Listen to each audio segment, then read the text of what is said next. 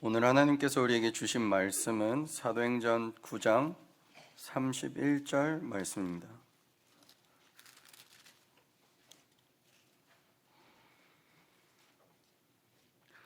제가 읽도록 하겠습니다. 그리하여 온 유대와 갈릴리아와 사마리아 교회가 평안하여 든든히 서가고 주를 경외함과 성령의 위로로 진행하여 수가 더 많아지니라. 아멘. 복음 좋아하십니까? 갑자기 질문하니까 좀 어색한 것 같은데요. 복음 좋아하십니까? 옆에 분께 한번 질문해 보시겠습니까?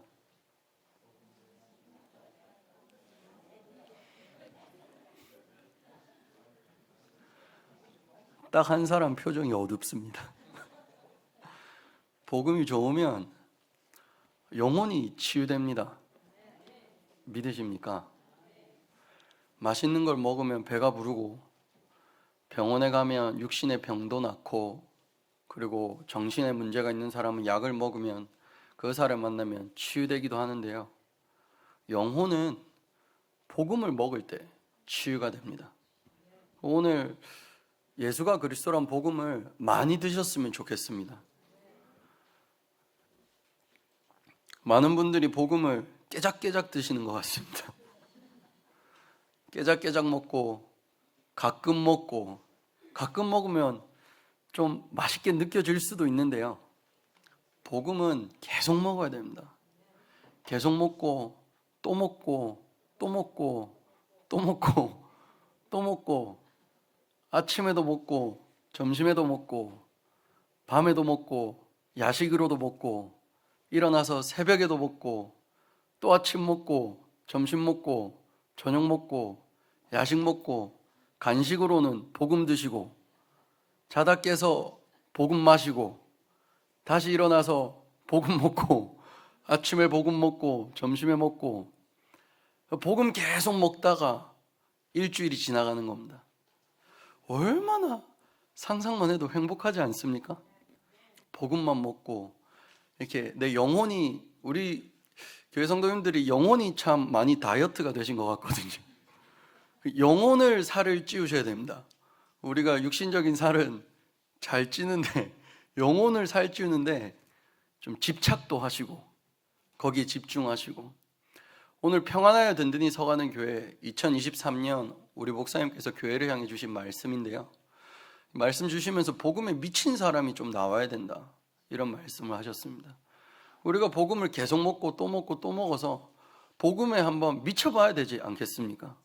사람이 한번 살아가는데 무엇 때문에 내 인생을 걸어보고, 무엇 때문에 숨을 쉬어보고, 무엇 때문에 열심히도 살아보고 최선을 다할 때 이게 가치 있다 느껴지겠습니까? 복음이 아니면, 저번 주에 우리 목사님은 다 헛되다라고 말씀하셨거든요. 근데 복음 때문에 한번 미쳐보면 인생이 얼마나 가치 있는지 모릅니다. 우리 교회 모든 성도님들이 오늘부터 복음에 미치시기 바랍니다. 그리고 옆에 분들에게 축복해 주셔요. 지금 복음에 미칩시다.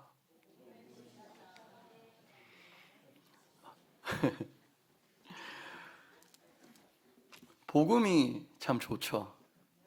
그래서 2023년도에 우리 목사님께서 내 영적 상태가 중요하다, 이렇게 말씀하셨습니다.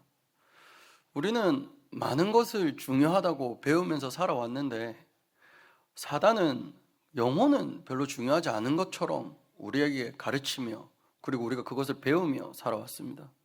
근데 하나님은 우리에게 뭐가 중요하다 하시냐? 하나님의 형상대로 창조된 인간에게 가장 중요한 것이 영혼이라고 하십니다. 그 영혼이 치유되고 구원을 받는 것이 가장 첫 번째이지 않겠습니까? 그래서 지금 이 교회가 평안하여 든든히 서는데 목사님께서 뭐라고 말씀하셨냐? 주를 경외함으로 이 영적인 상태가 치유되기 시작한다는 겁니다. 그럼 주를 경외한다는 말은 무슨 말이냐? 올바르게 말씀을 이해했다, 이렇게 표현하셨습니다. 그럼 우리가 말씀을 이해했다, 말씀을, 주를 경외한다라고 했을 때 우리는 무엇을 이해하고 무엇을 믿는 사람들입니까? 우리는 예수를 그리스도라 이해하고 예수를 그리스도라 믿는 사람들인 것입니다. 이것이 올바른 이해입니다. 예수가 그리스도라는 게 믿어지고 이것이 이해가 되면 무엇이 깨달아지냐? 지금 이 시간 예수를 그리스도로 고백할 때 흑암이 결박되는 것이 믿어집니다. 우리는 그냥 예배 자리에서 듣고 있는 것 같으나 이 자리가 예수가 그리스도라는 복음이 되는 자리가 된다면 나를 속이고 가정을 속이고 그리고 내 가문을 속여왔던 오래된 흑암의 세력이 무너지는 날이 될 줄 믿습니다. 그 믿음을 가지고 예수가 그리스도라 고백하시는 겁니다. 이 그리스도가 고백되고 믿어질 때 오래 있었던 저주의 세력이 무너집니다. 국가에 흐르는 저주가 있죠. 시대마다 흐르는 저주가 있습니다. 가문과 가정에 흐르는 저주가 있고요. 개인에게 흐르는 오래된 영적 문제라는 것이 있습니다. 그것이 우리가 어쩔 수가 없어요. 밥도 맛있게 먹고 좋은 학교도 다니고 교육도 잘 받는데 해결이 안 됩니다. 그런데 이 영적 문제라는 것은 그리스도를 만날 때 무너지기 시작합니다. 오늘 예수가 그리스도이심을 고백하시기 바랍니다. 바뀌지 않는 사람 때문에 낙심하시고 계십니까? 아무리 가르치려 해도 바뀌지 않는 사람 때문에 혹시 낙심하고 계시진 않습니까? 아니면 내 모습을 보며 갱신되어지지 않고 바뀌지 않는 나 때문에 이제는 안 될 것 같다고 포기하신 분들 계십니까? 부모님들 중에 자녀를 보니 안 될 것 같습니까? 남편을 보니 불가능할 것 같습니까? 아내를 보니 이 사람은 안 될 것 같습니까? 오늘 무엇을 고백하셔야 되냐? 내가 믿는 것을 고백하십시오. 주는 그리스도시요 살아계신 하나님의 아들이십니다. 시험을 칠 때, 답을 적으실 때 답을 100% 이해하실 필요도 없습니다. 그게 답이 맞다면 내가 100% 이해 못해도 그 시험 답안지에 답을 쓰면 그것은 정답으로 점수가 체크되게 되어 있습니다. 오늘 100% 이해하지 못하셔도 됩니다. 한 가지 이해해야 되고 한 가지 각인돼야 된다면 내게 문제가 있을 때 나는 주는 그리스도라 고백하겠다. 내게 어려움이 있을 때 나는 예수를 그리스도라 고백하겠다. 내게 환경과 그리고 상황이 현실이 나를 싸잡아서 무너뜨리려고 할 때 나는 예수는 그리스도라 고백하겠다. 이 그리스도로 고백할 때 이 주를 경외할 때 우리가 평안하여 든든히 서가는 것입니다. 많은 사람들이요 편리한 것과 평안한 것을 오해할 때가 많습니다. 돈을 많이 벌면 편리해지죠. 좋은 집에 살면 편리할 수 있습니다. 좋은 차를 타면 편리합니다. 그런데 평안하십니까? 맛있는 밥을 먹고 좋은 데 가서 좋은 서비스를 받으면 인생이 편리합니다. 그런데 평안하십니까? 평안은 그리스도 성령으로부터 오는 것입니다. 그래서 주를 경외함으로 예수를 그리스도라 고백함으로 문제가 있을 때 응답이 있을 때도 응답을 따라가는 것이 아니라 언약을 따라가는 비밀은 예수를 그리스도라 고백하시는 것입니다. 사람이 언제나 행복할 수는 없지 않습니까? 문제가 생기지 않습니까? 그리고 다른 걸로 우리가 흥분할 때도 있지 않습니까? 그런 나를 평안함 속으로 붙잡아 주시는 능력이 복음이라는 것입니다. 오늘 예수를 그리스도로 붙잡는 날이 되었으면 좋겠습니다.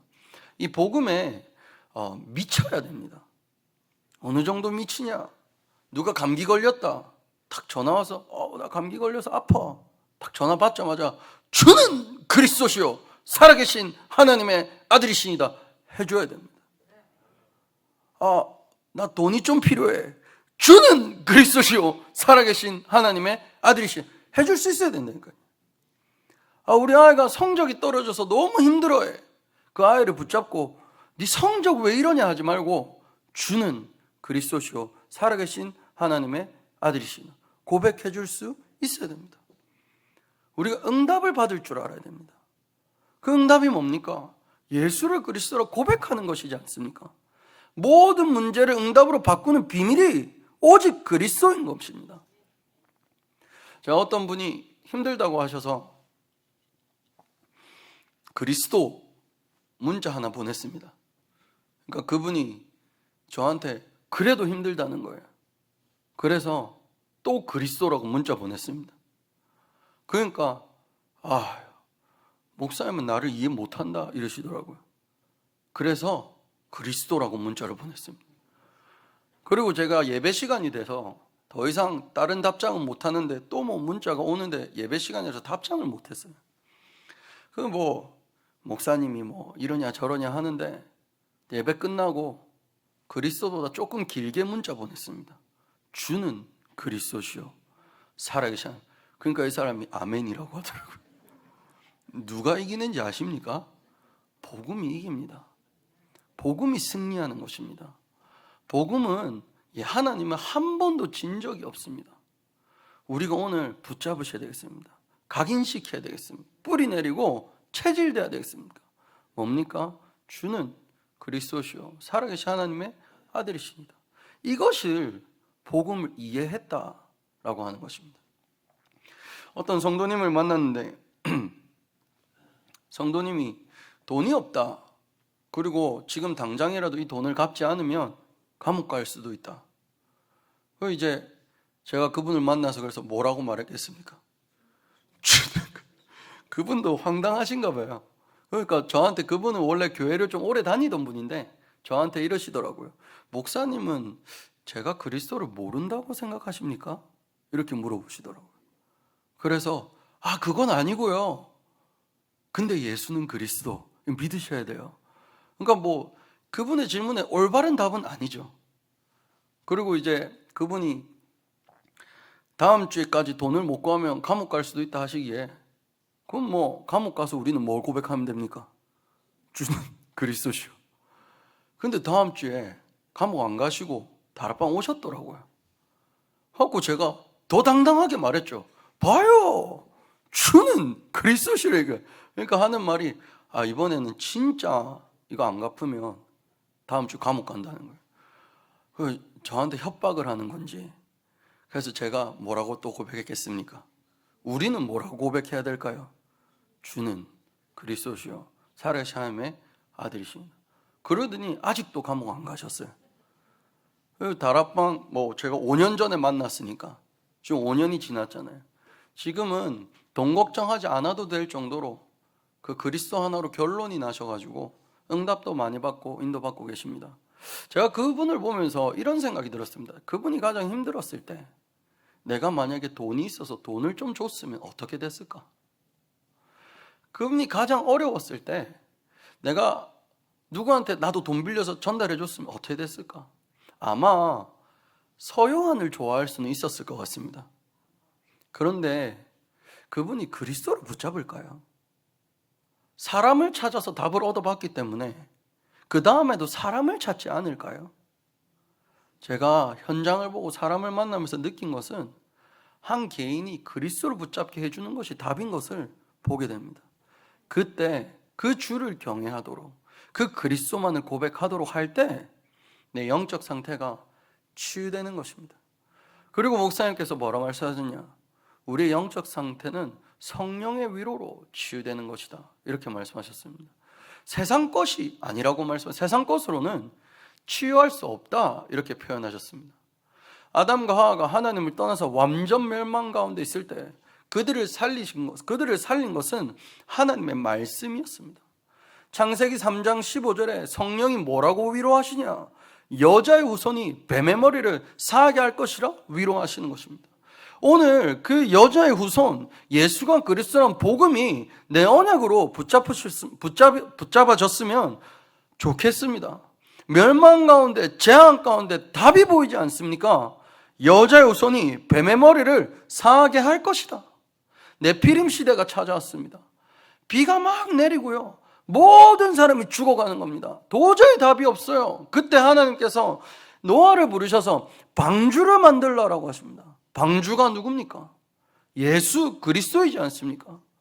그 재앙 가운데 그리스도로 붙잡은 노아와 그 가정과 그 가문이 재앙을 넘어서서 시대를 정복하고 시대를 치유하는 흐름 속으로 들어갔다니까요. 오늘 시대가 재앙 가운데 있어도 그 시대의 재앙을 넘어서는 노아의 방주이신 그리스도를 붙잡는 날이 되었으면 좋겠습니다. 시대가 저주 가운데 틀린 흐름 가운데 있더라도 우리는 그리스도를 붙잡고 방주를 짓는 흐름 가운데 들어가는 것입니다. 많은 사람들이 알아주지 않아도 괜찮으니까요. 언약 붙잡으십시오. 사람들이 인정하지 않아도 괜찮으니까 언약 붙잡으시는 겁니다. 언약 붙잡은 네가 어떻게 이렇게 미친 짓을 하냐, 산에다가 배를 짓고 있냐라고 할지라도 우리 성도님들은 시대의 흐름을 역류하는 언약의 여정 가운데 있으시기를 부탁드립니다. 우리가 언약 붙잡고 그리스도 붙잡고 있어야 됩니다. 왜 성국장로교회는 이렇게 전투적으로 복음만 말하고 복음만 전하려고 하냐? 교회가 복음을 잃어버린 시대가 됐습니다. 유럽의 많은 교회들은 건물을 팔 수도 없고 버릴 수도 없어서 건물을 이렇게 다른 걸 할 수도 없어 나이트클럽으로 변하고, 교회가 모스크로 변하고, 거기 교회라는 교회였던 장소에서 사람들이 술 마시고 춤을 추고 마약을 하고 있고, 거기서 모슬렘들이 모여서 기도하고 있고, 교회였던 장소가 변질이 되어서 다른 것을 붙잡고 있고, 미국의 많은 교회들은 부흥은 하는데 복음이 사라져가고 있습니다. 제가 미국에서 너무 많이 보는 현장은 사람들이 크리스찬과 캐톨릭이 뭐가 다른지도 모릅니다. 크리스찬은 자기 크리스찬이라고 그러고 캐톨릭도 자기 크리스찬이라고 그러고 우리는 다 한 가정이라고 하는데 정말 복음을 잃어버린 시대가 와버린 것입니다. 복음은 없는데 다른 것이 드러나고, 인본주의는 드러나고, 그리고 신비주의는 드러나고, 이상한 것들은 드러나는데 복음만 사라지는 시대에 우리는 복음을 붙잡는 흐름 속에 들어가는 것이 하나님께서 소원하시는 것인 줄 믿습니다. 조금 미친 것 같아 보여도, 조금 정신 나간 것 같아 보여도 우리는 한 가지만 해야죠. 우리마저도 이거 하다가 저거 하면 혹시 그날 그때 그곳에 복음이 필요한 사람이 내게 찾아왔을 때 내가 딴 것을 하는 것을 보고 낙심하지 않겠습니까? 우리 부모님들이 오직 복음하다가 다른 흐름 속으로 가면 그날 그때 그 문제가 생겼을 때 부모를 찾아온 우리 아이들이 낙심하지 않겠습니까? 우리는 오직 복음하셔야 됩니다. 우리는 오직 그리스도 해야 됩니다. 우리 교회는 237에 다민족들이 몰려올 거예요. 우리 교회에서는 후대들이 일어날 것입니다. 이 교회에 하나님께서 경제의 문도 여셔서 응답도 허락하실 것입니다. 그러면 이 교회에서 우리가 해야 되고 붙잡아야 될 것은 무엇이겠습니까? 오직 복음입니다. 그 안에 참된 위로가 있는 것입니다. 이스라엘 백성들이요, 노예로 끌려갔습니다. 노예로 끌려간다는 의미가 뭔지 아십니까? 나라는 것이 없어지는 겁니다. 잠자는 시간도 내 맘대로 못하고 밥 먹는 시간도 내 맘대로 못합니다. 그런데 우리가 그렇게 살고 있지 않습니까? 우리 내 맘대로 밥 먹을 시간 정해서 밥 먹습니까? 회사가 점심시간이라고 정해준 시간에 밥 먹습니까? 우리 언제 일어납니까? 숙제해야 될 때 일어나고, 학교 가야 될 때 일어나고, 회사 가야 될 때 일어났지. 우리가 어디 내 주권이 있어서 내 인생을 내 마음대로 사는 것 같습니까? 사실 내 인생 내 마음대로 살지 못하고 있지 않습니까? 무엇이 내 마음대로 사는 것입니까? 노예의 인생입니다. 노예가 되는데 노예인지를 모르고 살아갑니다. 얼마나 내 인생이 비참한지, 얼마나 내 인생이 틀린 건지, 불쌍한지 모르고 살아간다니까요. 하나님의 자녀가 돼서 성적 좀 안 좋다고 완전 낙심하고 무너지고, 이것이 얼마나 불쌍한 상태인지를 모르고 렘넌트들도 자라고 있는 그때에 하나님께서 이스라엘 백성에게 주신 답이 뭐냐? 피제사 드려라. 정말 아무것도 노예인지도 모르고 무지해져서 망가져가는 그들에게 피제사 드리라고 하신 것입니다. 그 피제사가 이스라엘을 노예의 상태에서 건져내는 능력이었습니다. 오늘 그리스도 붙잡으셔야 됩니다. 노예되어 있는 나의 상태, 나의 영적 상태를 벗겨내는 길은 피제사밖에 없습니다. 모세가 바로왕에게 가서 하나님께서 말하라고 합니다. 여호와 하나님께서 사흘 길쯤 광야로 나가 피제사 드리라 하신다, 말하라고 합니다. 바로왕이 뭐라고 합니까? 무슨 말도 안 되는 소리냐. 여기서 예배드리면 되지. 여기서 원래 하듯이 살면 되지. 그렇게 사단은 살아가게 합니다. 세상에 노예된 상태로 세상 따라가면서 예배 좀 하면 되지. 그래, 교회를 뭐 그렇게 열심히 다니냐, 기도를 뭐 그렇게 생명 걸고 하냐, 전도 그거 뭐 안 해도 되지 않냐, 꼭 복음 붙잡아야 되냐, 비슷한 것도 되지 않냐 라고 하면서 사단은 우리를 속입니다. 피제사는 타협할 내용이 아닙니다. 우리가 타협할 것이 있지 어떻게 복음을 타협하겠습니까? 우리 모든 성도님들 오늘 노예된 내 인생에 이 피를 바르는 날이 되어야 되겠습니다. 피를 바르는 날, 죽음의 사자가 넘어가는 그 6월절의 언약이 성취되는 것이지 않습니까? 오늘 내 인생에 그리스도의 피를 발라 모든 흑암과 저주세력이 넘어가는 날이 될 줄 믿습니다. 이스라엘 백성이 포로가 되었습니다. 노예에서 해방됐더니 이제는 포로가 돼가지고 아무 답도 없이 살아갑니다. 포로가 되는데 많은 왕들이 일어나서 위로를 하는데 위로가 되지가 않아요. 그때 성령님께서 이사야 선지자를 세워서 뭐라고 말씀하시냐, 내가 친히 징조를 너에게 주겠다. 그 친히 주신 징조가 뭐냐, 처녀가 잉태하여 아들을 낳으리니 그 이름을 임마누엘이라 하겠다. 네가 포로로 있을 때 내가 함께 하겠다. 네가 문제 가운데 있을 때 내가 함께 하겠다. 네가 노예되어 있을 때 내가 함께 하겠다. 내가 건져내겠다. 너는 내 백성이다. 나를 찬양하라고 내가 부른 나의 종이다. 하나님께서 임마누엘이라는 언약으로 모든 백성을 자기의 것으로 확고히 하시는 것입니다. 어디에 포로되어 있습니까? 하나님께서 함께 하십니다. 어디에 잡혀 계십니까? 혹시 집착되어 있지는 않으십니까? 하나님께서 나와 함께 하십니다. 임마누엘 언약, 그것을 나의 것으로 붙잡으시는 겁니다. 힘든 사람 만나보면, 정말 힘들고 어려운 사람 만나보면 내가 정말 아무 도움이 되지 않는구나, 이게 느껴질 때가 참 많습니다. 어렵고 힘든 거 보이는데 제가 해줄 수 있는 게 없어요. 그런데 하나님의 말씀은 그 사람을 살리는 걸 제가 많이 봤습니다. 어려움 가운데 하나님이 너와 함께 하셔. 가장 힘들 때 하나님이 너와 함께 하셔. 어떤 랩런트가 전화가 와서 힘들다고, 어렵다고 이런 적이 있었습니다. 제가 전화로 똑같은 질문을 3번 물어봤습니다. 전화 와서 힘들어하길래 제가 뭐라고 물어봤냐, 예수 그리스도 어디 계셔? 자기 안에 있대요. 그래서 또 물어봤어요. 예수 그리스도 어디 계셔? 제 안에 계세요. 또 물어봤습니다. 예수 그리스도 어디 계셔? 내 안에. 그 친구 펑펑 울기 시작하더라고요. 왜 그런지 아십니까? 그리스도가 해답이기 때문입니다. 하나님이 함께 하신다는 게 내 인생의 해답이기 때문입니다. 그것이 다시 한번 발견된 것입니다. 하나님이 우리와 함께 하십니다.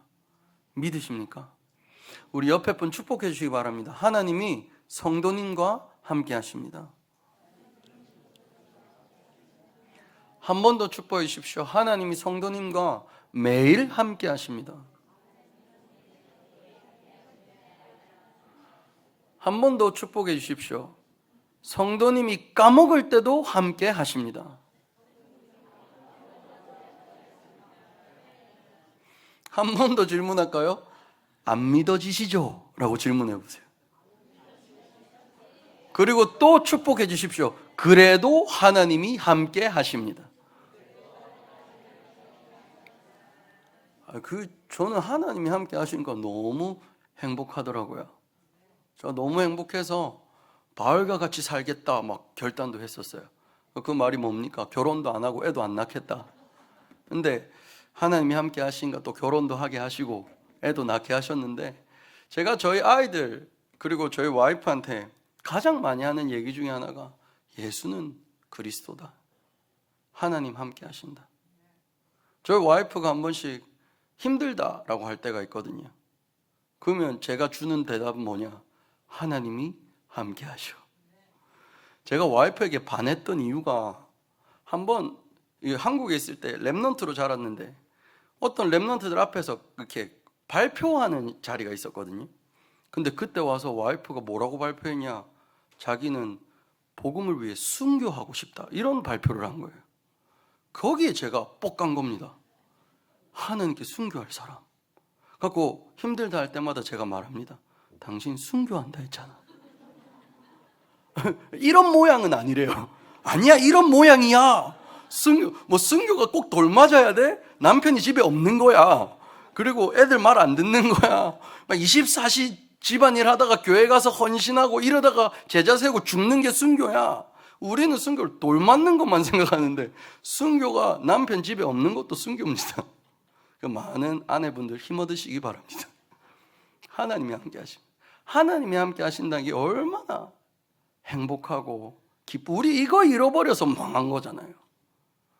하나님이 함께한 걸 잃어버려서, 우리 하나님 함께한 걸 잃어버려서 죄 짓고 죄악 가운데, 죽음 가운데 빠져서 노예되고 포로된 거잖아요. 그런데 처녀가 잉태의 아들을 낳아, 그 이름 임마누엘, 그 이름의 뜻이 뭡니까? 하나님이 우리와 함께 하신다. 하나님이 우리와 함께 하십니다. 그 초대교회가 또 속국이 됩니다. 참 그만할 때도 됐는데 얼마나 이렇게 또 과거로 돌아가고 틀린 것으로 돌아가는지 모릅니다. 그때 예수님께서 질문하시죠. 너는 나를 누구라 하느냐? 그때 우리를 위로하는 유일한 해답이 뭡니까? 주는 그리스도시요 살아계신 하나님의 아들이십니다. 저는 이 말씀이 참 위로가 되더라고요. 저 죽고 싶었던 사람이었고, 그리고 자살 시도도 했었고, 해답이 안 나서 맨날 방황하고, 부모님한테 욕하고, 집 나가서 살고, 노래방에서 일하다가 그렇게 살던 제 인생. 제가 사는데 제 이름이 부끄러워서 누구한테 제 이름을 말하지도 않았어요. 누가 저한테 이름 물어보면 제 이름을 바꿔서 다른 이름을 말할 정도로 제 스스로가 부끄럽게 살고 있었단 말이에요. 그런데 제가 어느 날 이게 들린 겁니다. 주는 그리스도시요 살아계신 하나님의 아들이시. 이게 딱 들리는데 사람이 줄 수 없는 위로가 제게 찾아와요. 사람이 줄 수 없는 힘이 제게 나기 시작하는 거예요. 예수가 그리스도라고 고백을 하는데 나를 속이는 흑암이 결박됐다는 게 믿어지는 거예요. 내 인생의 주인했던 사단이 떠나갔음이 믿어지는 거예요. 제가 그리스도가 믿어지니까 이게 참 제게 위로가 되더라고요. 제 영적 상태가 그날로 바뀌기 시작하더라고요. 열심히 목사 아들로 자라서 성가대도 해보고 기도도 해보고 다 해봤는데 언제 제 영적 상태가 바뀌기 시작하냐? 예수를 그리스도로 고백하는 그날 그 순간부터 제 영적 상태가 바뀌어지기 시작하더라고요. 오늘 우리 영적 상태가 바뀌길 바라는 모든 성도님들, 어디에 속국되어서 나오지도 못하고 포로되어 노예되어 있는 상태에 있는 모든 성도님들 다 같이 고백하시는 겁니다. 주는 그리스도시요 살아계신 하나님의 아들이시니이다. 우리야 이 말을 많이 들어서 지겹기도 하지만요, 정말 이 성경 구절 전혀 강조되지 않고 있습니다. 교회 가보십시오. 다른 교회, 우리 목사님 이제 안 계실 때 다음에 혹시 기회 되시면 딴 데 한번 가보십시오. 뭐라고 하는지 한번 들어보십시오. 찬양하고 기도하고 뭐 다 하는데 무슨 말씀 전하신지 한번 들어보십시오. 요새 인터넷에 메시지 많이 흐르지 않습니까? 들어보라니까요. 예수가 그리스도라고 말하는지. 저희 다락방 목사님 중에 한 분이 기존교회에 가게 되셨습니다. 기존교회 갔더니 그 기존교회 어르신들, 목사님이 갔는데 목사님 아버님도 모시고 갔는데 목사님 아버님 연세가 70 정도 되셨었는데 가니까 그 교회에서 제일 어리더래요. 그 교회 모이신 그 성도님들이 어린 분이 80이었대요. 그리고 90. 근데 이분들이 그래도 교회라고 매주 모여서 예배 드리는데 어떻게 예배 드리냐? 목사가 없어요. 첫 번째 그 교회에. 모여서 자기들끼리 유튜브를 막 찾아서 오늘은 이 사람 설교 듣자고 틀어놓고 설교 들어요. 그리고서 자기들끼리 앉아서 듣다가 집에 가요. 어느 날은 이분이 참석한 어느 날은 그날따라 그 지역에 와이파이가 안 터지더래요. 그러니까 유튜브도 못 보잖아요. 그러니까 이분들이 그냥 그러면 오늘 그냥 뭐 아무 소리나 잡담이나 뭐 하더니 가더래요. 그 이분들이 뭐 머리가 안 좋은 분이냐? 아니, 이분들이 한 지역에 오래 살면서 지역의 엘리트들이고 돈 많이 가진 사람들인데 예배에는 복음이 사라졌어요. 이 목사님이 있는데 이 목사님한테 한번 말씀을 좀 전해달라 부탁하더래요. 그 이 목사님이 뭐 전했겠습니까? 항상 들었던 거, 내가 믿고 있는 거, 내가 가진 거를 전한 겁니다. 그 중에 80세 되신 어떤 노인분이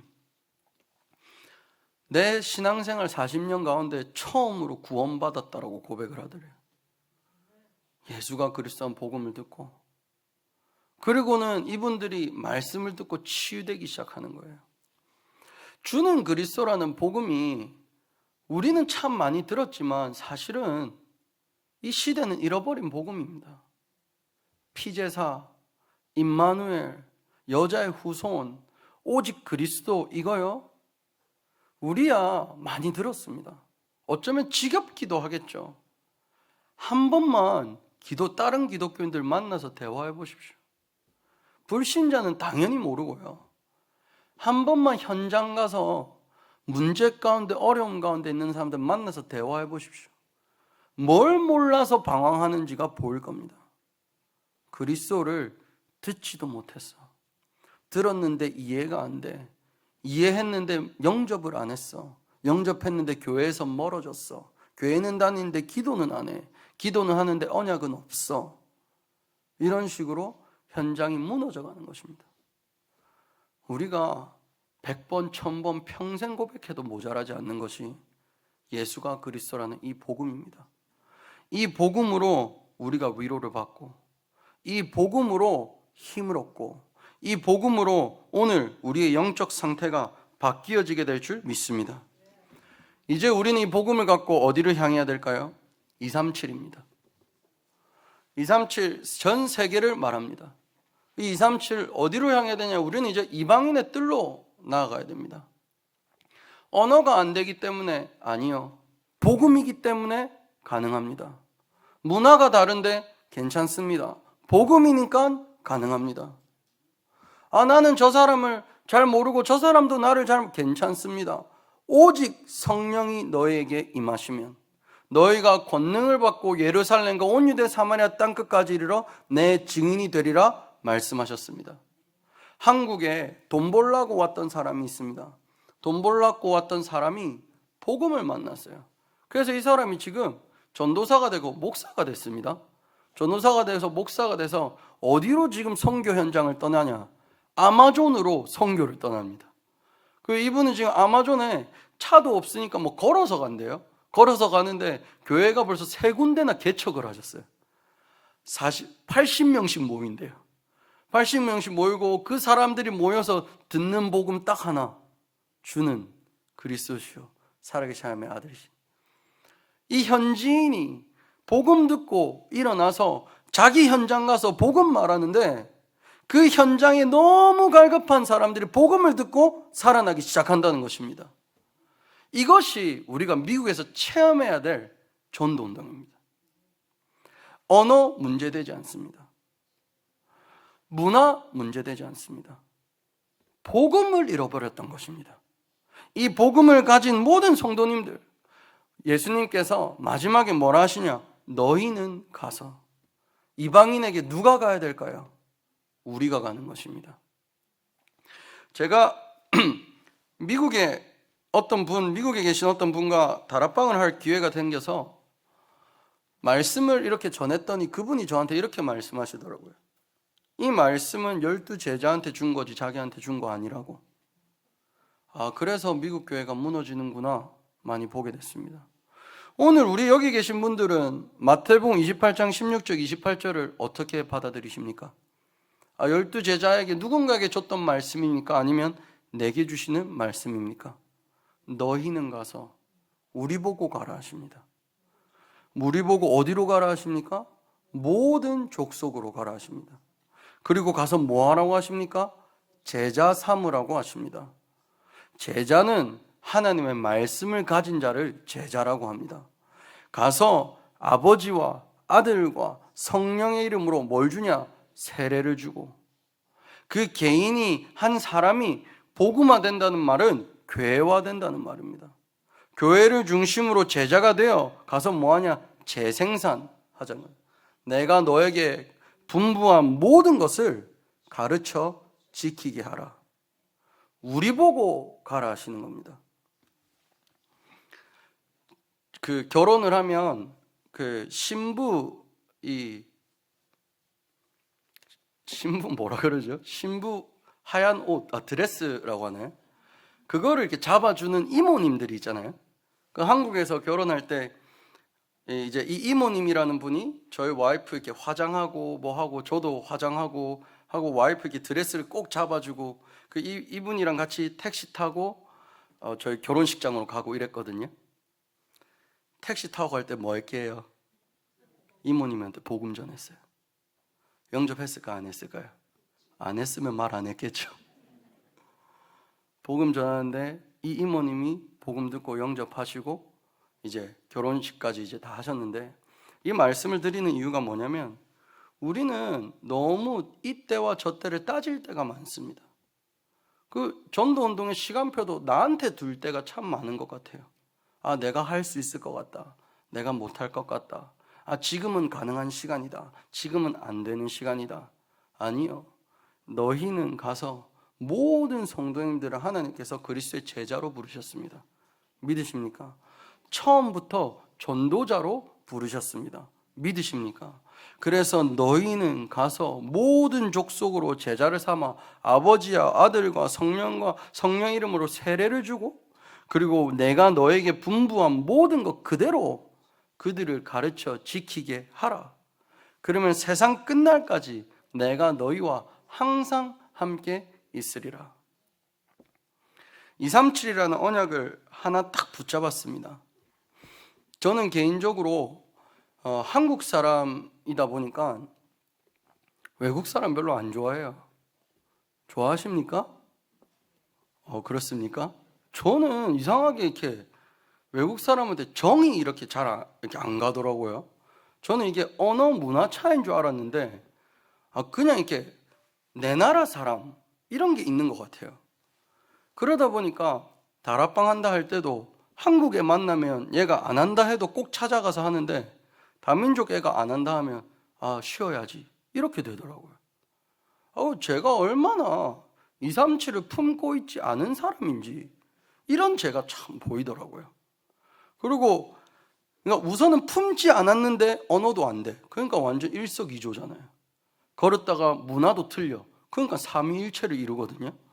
마음 안 품기지, 언어 안 통하지, 문화 안 통하지. 그러니까 안 만나지는 거예요. 나는 이게 하나님께서 나한테 전도문을 안 여셨다라고 생각했거든요. 근데 내 마음이 하나님과 통하지 않고 있었던 거예요. 시카고 성국장로교회 와서 제 개인적으로 237이라는 언약이 제게 다시 들어왔습니다.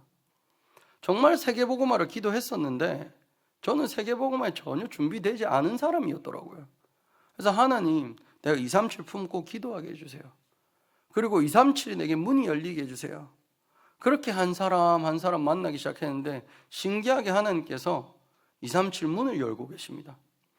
237 문을 어떻게 여셨냐면, 우리 랩런트가 ESL 수업을 듣는데 이 ESL 수업을 듣는데 자기 친구들한테 복음을 전하고 싶은 거예요.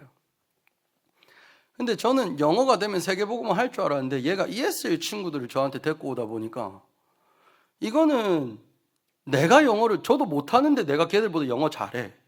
근데 걔들은 영어를 너무 못해. 너무 못하는데 스페니쉬하고 뭐 키르기스탄 그 뭐 몽골리안 하는데 이놈들 영어를 아무도 못해. 얼마나 속 뒤집어지는지 아십니까? 내가 237 품어서 문이 열렸는데 언어가 통하지 않는데, 그래서 가르쳤다니까요. Jesus is the Christ.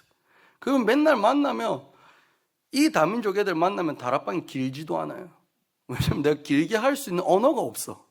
그러니까 만나면 5분에 끝나요. Today you remember Jesus is the Christ. 그러면 걔들이 이러고, 근데 이게 뭐 알아듣는지 안 알아듣는지도 모르겠어요.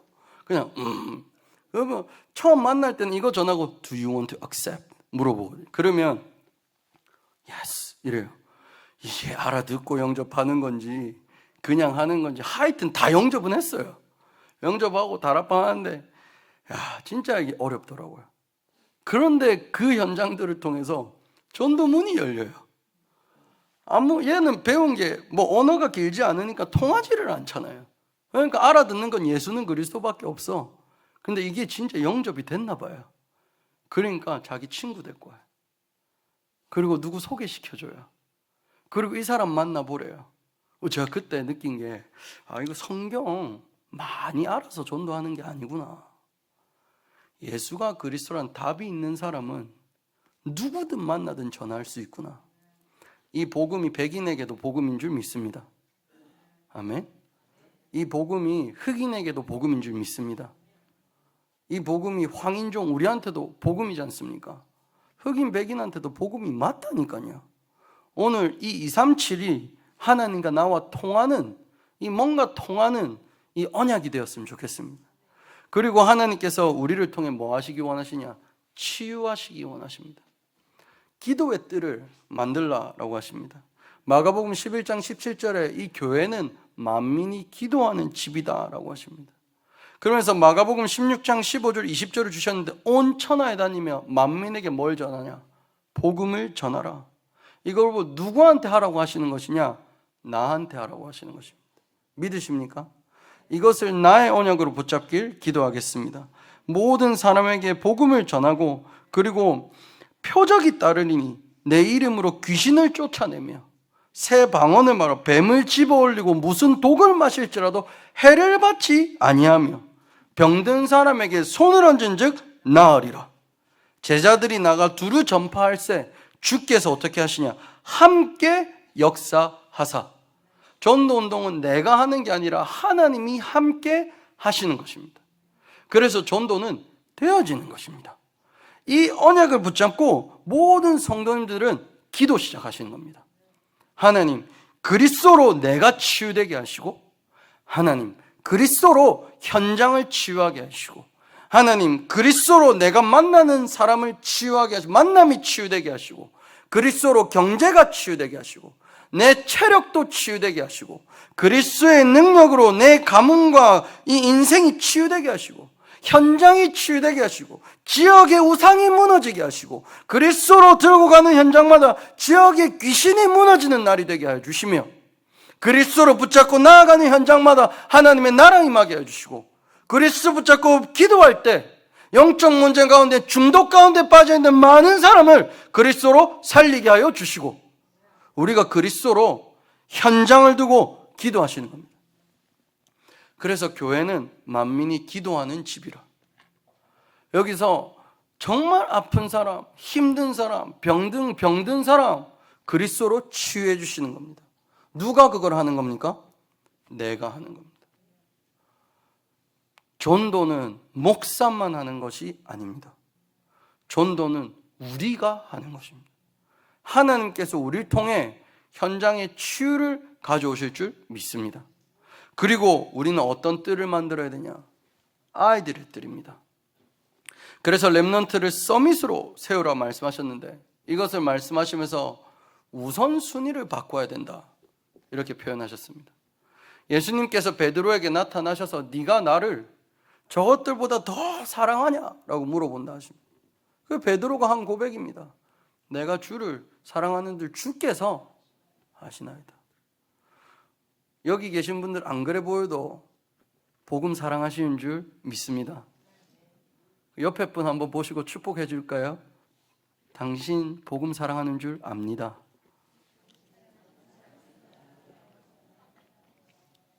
네. 안 그래 보여도 그분이 복음 사랑하시는 분이 맞습니다. 그렇죠? 혹시 누가 자고 있습니까?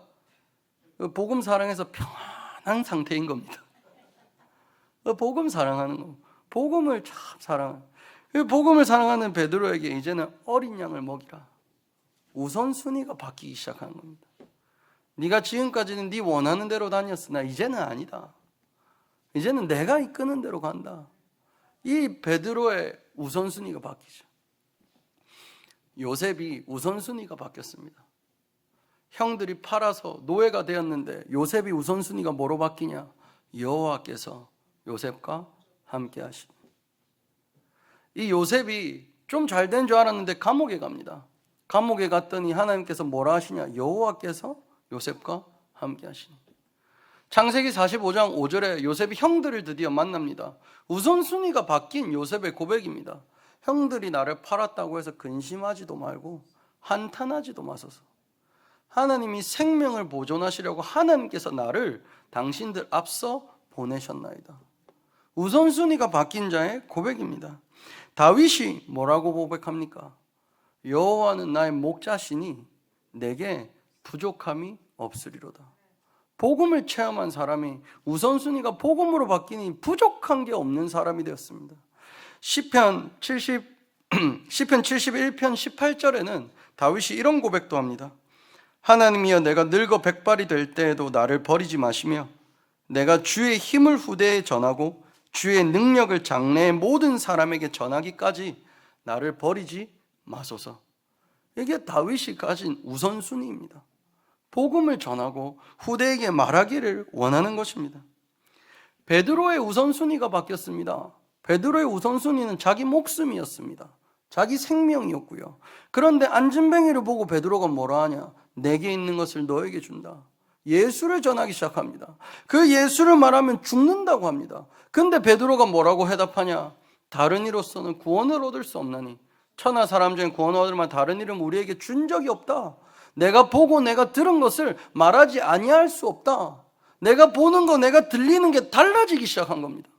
내가 관심 있고 내가 신경 쓰는 게 달라지기 시작한 겁니다. 오직 복음. 멋있지 않습니까? 바울이 뭐라고 고백합니까? 사도행전 20장 24절에 바울은 이렇게 고백합니다. 내가 달려갈 길과 주 예수께 받은 사명 곧 하나님의 은혜의 복음을 증언하는 일을 마치려 하면은 나의 생명조차 조금도 귀한 것으로 여기지 아니하노라. 내게 우선순위가 내 생명이잖아요. 근데 바울의 우선순위가 오직 복음으로 바뀐 것입니다. 고린도전서 2장 2절에는 바울이 이렇게 고백합니다. 내가 이제는 예수 그리스도와 그가 십자가에 못 박히신 것 외에는 아무것도 알지 아니하기로 작정하였다. 빌립보서 3장 7절에서 9절에는 이렇게 고백합니다. 내게 이때까지 유익하던 모든 것을 배설물로 여긴다. 그리스도께 발견되기 원한다. 우선순위가 바뀐 것입니다. 빌립보서 1장 20절에서 21절에는 바울이 이렇게 고백합니다.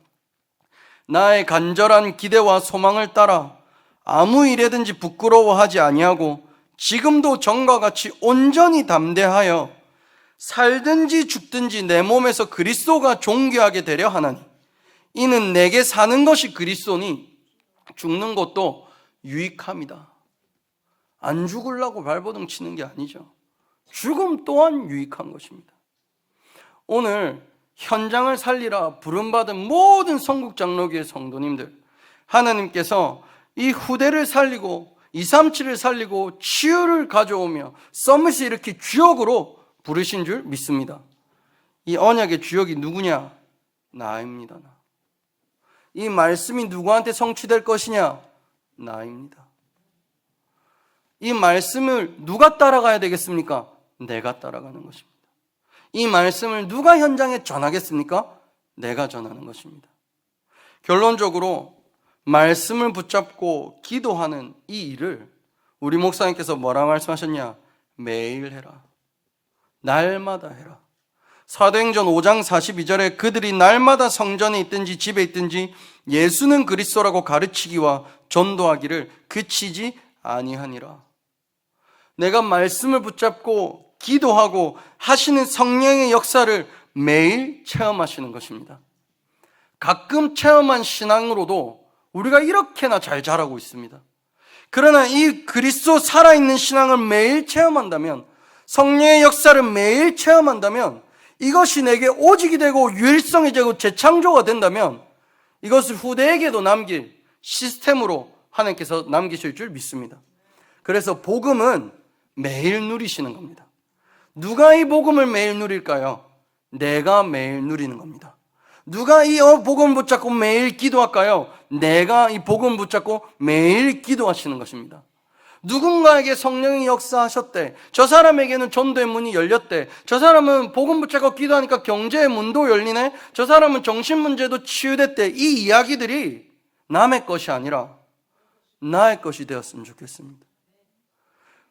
사탄의 망대는 무너지고 보호자의 망대가 내 안에 세워지기를 기도합니다. 이번 한 해 이 말씀 붙잡은 모든 성도님들 위해 하나님께서 성취하실 줄 믿습니다. 기도하겠습니다. 하나님, 평안하여 든든히 서가는 교회라는 언약을 우리에게 주시고 언약을 붙든 모든 성도님들에게 하나님께서 이 살아있는 말씀을 성취시키실 줄 믿습니다. 하나님, 우리가 이 절대 언약이 성취되는 일에 주역이 되게 하여 주시옵소서. 말씀을 만민에게 전달하며 모든 족속으로 제자를 삼으며 후대를 일으키는 일에 주역으로 쓰임받게 하여 주시옵소서.